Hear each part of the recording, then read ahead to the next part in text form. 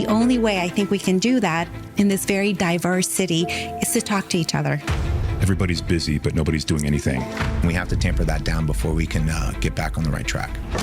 Attention BART riders.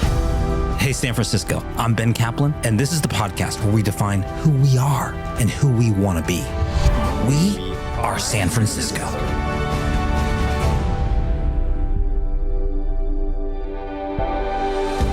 Hey everyone, in this episode of We Are San Francisco, I'm sitting down with three candidates running for District 7 Supervisor, Matt Boschetto, Myrna Melgar, and Stephen Martin Pinto. We dive into the key issues facing the district, from housing and public safety to the future of City College and the Great Highway. Each candidate brings a unique perspective, sharing their visions on how they plan to tackle the challenges and improve the lives of District 7 residents. Let's dive in.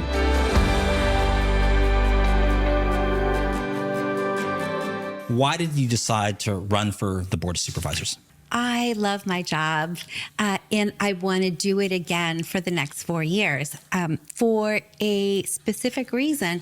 I hadn't lived here in about 15 years, and my first impression when I came back was what happened to San Francisco. This was never in my bucket list or, professional trajectory, but I was encouraged by members of my community. People have known me since I was a kid. We've been through earthquakes and pandemics and AIDS and all kinds of things, and we somehow managed to reinvent ourselves and create something wonderful and new and magical. And the only way I think we can do that in this very diverse city is to talk to each other. The crime, the homelessness, the drugs, the dumping on the streets, it was just out of control. And that's what inspired me to run for office in 2020, and now I'm back again in 2024. I kind of felt obligated at that point to step up and do something. I know it's a city where, usually professional politicians are the ones who are most successful in races like these, but I figured it was important to really step up and have a community voice, especially in District 7. What are the high points of District 7? What are the highlights? What should people know about District 7? District 7 is a neighborhood-centric district. It goes all the way from the Daly City border. We actually share a larger border with District 5 in San Mateo County, the District 5 in San Francisco County, and includes Fort Funston, the zoo, and then it goes up 19th Avenue all the way to Golden Gate Park. And our biggest landmark is going to be Sutro Tower. Right. The radio tower or TV tower, I forget. You have Irving Street, you have Judah, you have Ocean Avenue. We have our park neighborhoods like Ingleside Terrace, Balboa Terrace, St. Francis Woods, Forest Hill. It's a very beautiful area. I think the most beautiful area of the city. It's more suburban than the rest of the city. It includes San Francisco State University, City College of San Francisco, the main campus, and UCSF Parnassus. It includes all the institutions in Golden Gate Park, the museum, the Academy of Sciences. It really goes on, and you kind of just have these really little pockets that, a lot of people drive around my neighborhood, Miraloma Park, and they're like, I never knew it even existed, right? So we're kind of really tucked into these little corners. We're in a corner, but then there's a lot of corners itself within District 7. We have the third largest concentration of children in our city and lots of really good schools and parks. And so it is, I think, the best district, but also incredibly diverse and like the face of the new San Francisco. We love our business corridors. We love our neighborhoods. We love our communities. We love our lifestyle. And I think that you're not going to find anybody that will fight anywhere in the city that's going to fight harder to protect their way of life than people that live in District 7. What separates you from other candidates? There's a couple other candidates running. I think that you can't really fix something unless you understand it. And I understand the way our city works. I think I'm the only first-time candidate. I'm really just kind of blowing in here out of nowhere. So I'm really a fresh start, a fresh face, a fresh look. Compared to most candidates, I began my campaign as a private citizen that just wanted to make a change. I'm not the creation of a political action committee. I'm not a city hall insider. I'm just a person that cares deeply about the city and is motivated to run to address the issues that I feel need addressing. What makes me stand out, I think, is that I have been in public service this whole time. I understand how things work, but I also understand what people like my family need in our district to make sure that our kids are successful and they thrive, and that people can age in place and have a warm place to go at night in our district and stay close to their community. I'm the only one with a business background. And I think right now, for somebody who, does have that level of accountability where you can't, blow out your budget, having a, very broad look on decision making, how not only how it impacts you and your career trajectory, but the people who work for you, having that persistence of just waking up day to day and being on the grind and leading from the front. I think that's what's really been missing in City Hall, especially in District 7. I think the other thing too that's different from me versus most other incumbents is I work as a firefighter. I've been on the receiving end whenever these policies that City Hall creates, and I get really frustrated because I feel like nobody in City Hall is taking this issue seriously, and I know they can see it. All I got to do is look out their window and see what's going on. What I'm bringing is a sense of priorities that I don't think most people in City Hall even know about or even care about. What is one idea that's been suggested by an opponent that you think is a good idea or is worthy of further consideration? Is there something that someone else suggested that you actually think is a good idea? Not yet. I really don't disagree with a lot of, the stuff that is being pursued. Like all the candidates are saying public safety. I think Matt Boschetto and I are aligned in a lot of ways. What Myrna Melgar thinks, I think we're opposite in a lot of ways. I would caution all of us to just dial down the notch and sort of try to see who has good ideas, how we can implement them without, having a recall effort for every little disagreement like there is with my colleague in District 4 right now.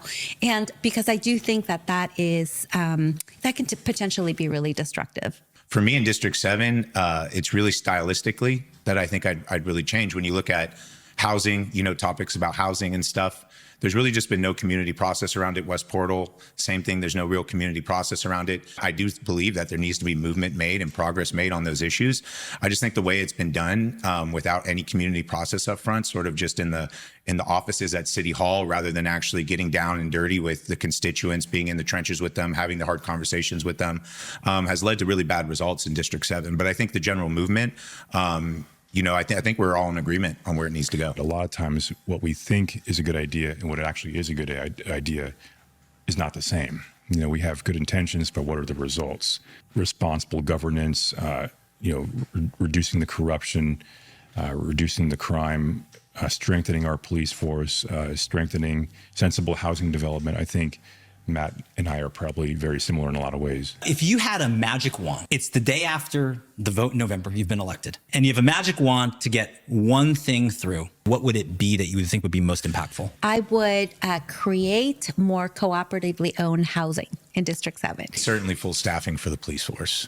Shut down the open air drug markets. Home ownership has been one of the things that have been most important in creating a middle class, creating assets, having, a secure place in terms of housing for families with young children. The West Side particularly, we are suffering from the lack of staffing more than I think other neighborhoods.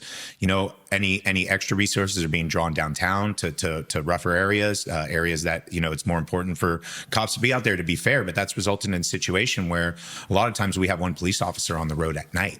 The open air drug markets are really what's responsible for a lot of our problems. It's eroding our downtown core. It's making it an undesirable place to visit, to do business, to be a tourist. Because the West Side, and particularly District 7, has always been, homeowner occupied, middle class, teachers, firefighters. I think we need those entry level opportunities for a new generation to be able to carry on that sort of flavor of District 7. If I could really snap my fingers and do anything, it would just be that the police have all the resources they need to adequately serve all the districts in the way they need. We're virtually unchecked at night for crime, and there's no deterrent. And so, I just think if I could snap my fingers and bring back that staffing and create that deterrent for the West Side, we'd see so many improvements right away. I think citywide. We need to do everything we can to shut down the open air drug markets, which have a whole bunch of second and third order positive effects. And then that would help us get on the path back to recovery. I'm running for the Board of Trustees because City College holds the key to solving San Francisco's toughest challenges. If you care about safe streets and a fully staffed police department, care about City College. Will you join me? Do you think city government in San Francisco is systemically broken? Is it systemically corrupt, or is it just ineffective? Is it just inefficient? Are there some bad apples, or is it truly broken? I do. I don't want to go and say that it's truly broken. The system fosters corruption because it's so big and bureaucratic. I heard the mayor is talking about comprehensive charter reform. I think we absolutely must do that. And we have to be thoughtful and inclusive and transparent in that. I think we still have a fantastic city, right? The bare bones of this city are great. And we have a huge city hall, right? There's a lot of good things about city hall and the government and what they do. But like, I think we have just lost our way. We forgot who we were. You know, we're much more focused, I think, on what San Francisco is to the rest of the country rather than what it should be to its own people. We have a size of government problem, and that does make it easier to hide corruption. I think because the people in government often search for ways to bypass the process because it is so slow, and that's then becomes based on personal relationship. I think fresh change and new ideas are needed for a healthy city and for a healthy country. That's part of the political discourse and how we make progress. I don't necessarily, though, think that those have to come from people who have never been involved before. We need to really get back to what's the basic necessities and basic services of government, really hammer those down, good management around those, and then we can look back at the nice to haves and decide what we want from there. Nobody's looking, nobody's watching them, nobody's making sure they're doing their job because everybody's busy, but nobody's doing anything. Sometimes we have the tendency to say, oh, let's just do away with everything that we had before. But what that means is you have to start with systems from scratch. And it takes a lot more energy and a lot more work. This relentless pursuit of nice to haves, I think it has driven us to where we are. And we have to tamper that down before we can get back on the right track. One issue that's close to my heart for District 7 is an institution that's there, City College of San Francisco. City College used to be the largest college in California. What should we do to get it back on the right track? I absolutely think that both City College and San Francisco State have a key role in producing the workforce, including the public safety workforce that we need today and tomorrow. We must give them the resources to make that happen. I think it's really, really important, especially for, city-raised kids. Having a pipeline, I think, from high school to City College and then into the workforce, or to higher education from there, it's extremely important to keep people in San Francisco. It's our community college. It's our it's an educational institution that we should take pride in that. If we do anything in San Francisco, we should do it well. We should take pride in what we do. When you hire a new employee, you look at their experience and you look at, their academic preparation, all of that stuff. But there is something that comes from being born and raised in San Francisco, or at least raised in San Francisco, that you can't substitute for a college degree. When you look at the school district, you look at the city college, you look at the city, I mean, we're struggling with all the same sort of issues, right? It's a blown out budget. It's a lack of or forgetting about how to have good management over, the mandate you have. People need to pay closer attention to how it's being run, who is elected on the board, and then when elections come up, support the right people. Knowledge of the neighborhoods, knowledge of the geography, of the power structure in the city, of the different ethnicities and cultures that are here. That is a huge asset.